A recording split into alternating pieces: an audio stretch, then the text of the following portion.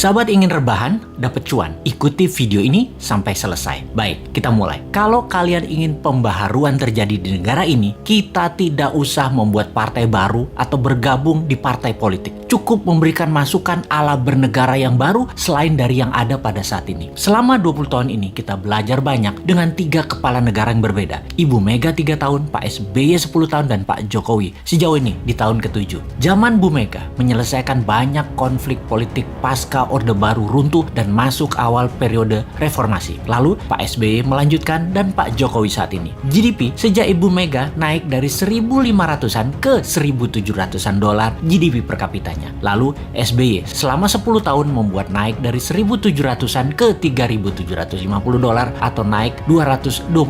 Dan alhamdulillah saat ini selama 7 tahun bisa naik dari 3.750-an ke 4.050-an. Naik hanya 20%-an. Luar biasa prestasi mereka. Apa arti GDP per kapita secara sederhananya? Yaitu pendapatan 1 tahun kira-kira 4.000 dolar adalah satu orang bangsa Indonesia adalah pendapatannya 60 juta rupiah. Tentunya realitanya adalah ada yang pendapatannya 60 miliar setahun, ada yang nol, nggak menghasilkan apa-apa. Ini tercatat di indeks Gini namanya atau Gini rasio yang kalau kita bawa ke sini merah semua kuping pejabat sekarang. Faktanya indeks Gini adalah gaps kaya miskin terlalu lebar dan 3 presiden terakhir berusaha memperkecil jarak ternyata tidak berhasil juga. Atau bahasa lainnya, perbedaan kaya miskin yang melebar itu adalah pemerintahan tidak bisa membawa keadilan yang hakiki secara ekonomi akar rumput. Maklum, yang kaya yang mengendalikan 70% peredaran uang ekonomi nasional adalah hanya 10% dan sisanya yang 30% kekayaan nasional itu diperebutkan berdarah-darah oleh 90% masyarakat. Dalam masa pandemi, pertumbuhan ekonomi ambyar. Pandemi mengganggu 70% ekonomi, namun beliau-beliau yang di atas ternyata tetap mendapatkan 70% dukungan masyarakat hasil surveinya. Ini survei di mana ya dilakukannya ya? Oke, kita lanjut.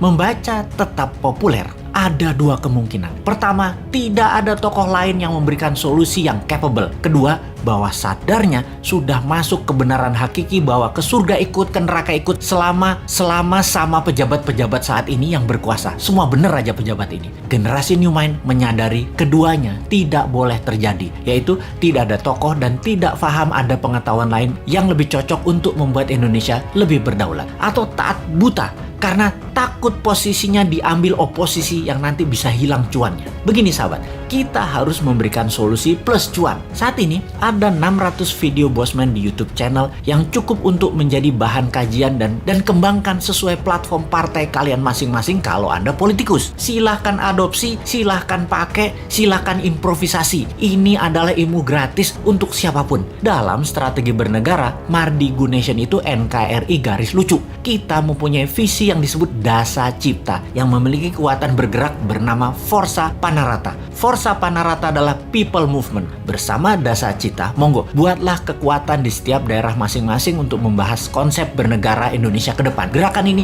gerakan penyadaran, sadar bernegara. Dasa Cipta bukan gerakan politik, bukan gerakan ekonomi, hanya konsep berpikir untuk bernegara yang sederhana. Dasa Cipta ketika dijalankan yang dibuka adalah kesamaan peluang bagi masyarakat untuk makmur, sehat, pinter dengan cepat.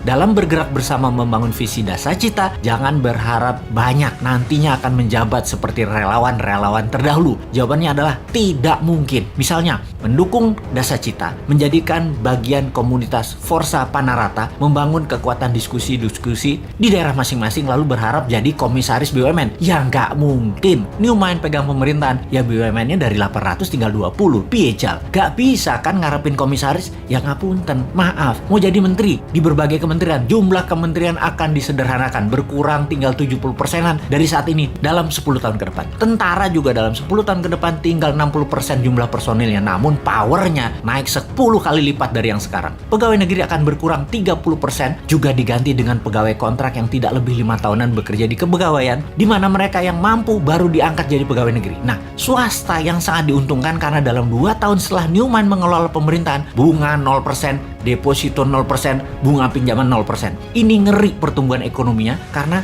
bagi UKM swasta yang usahanya minimum 1 tahun berjalan, usahanya kan banjir pinjaman super lunak bisa 5 kali dari nilai aset. Negara menjadi lebih swasta dan berpihak ke UKM ekonomi bernegaranya karena 70% perhatian sektor ekonomi memang pro rakyat. Bahkan salah satunya agar semuanya cepat, Newmine berencana pupuk bagi petani nantinya tidak perlu BPOM izin. Namun kalau diketahui nantinya ada unsur yang mematikan, penjara 5 tahun produsennya. Jadi kalau sahabat mau bergabung menjadi Avengers-nya Newmine, yaitu menyebarkan informasi-informasi cara cerdas bernegara, maka nantinya Anda hanya diuntungkan dari sisi kemudahan berusaha, banyaknya lapangan kerja di swasta tercipta. Maaf ya, jabatan komisaris tidak ada. Jabatan menteri tidak banyak. Jabatan pegawai negeri tidak banyak. Jabatan ketua badan-badan di negara ini juga berkurang jauh. Maaf banget ya. Terima apa adanya konsep Newmine secara utuh. Gak janji-janji banyak karena Newmine bukan politikus dan pejabat yang pagi ngomong A, siang ngomong B, malam ngomong C, di rumah ngomong D, kelakuannya E. Gak ngerti kami gitu-gituan. Jangan ajari kami hal-hal semacam begitu. Cukup kalian yang old mind saja yang pakai. Silahkan pakai sampai Newmine pegang kendali di 2024. Pokoknya sekarang tugas sahabat dimanapun, ayo mulai membangun diskusi-diskusi kecil, isi video-video Bosman. Dan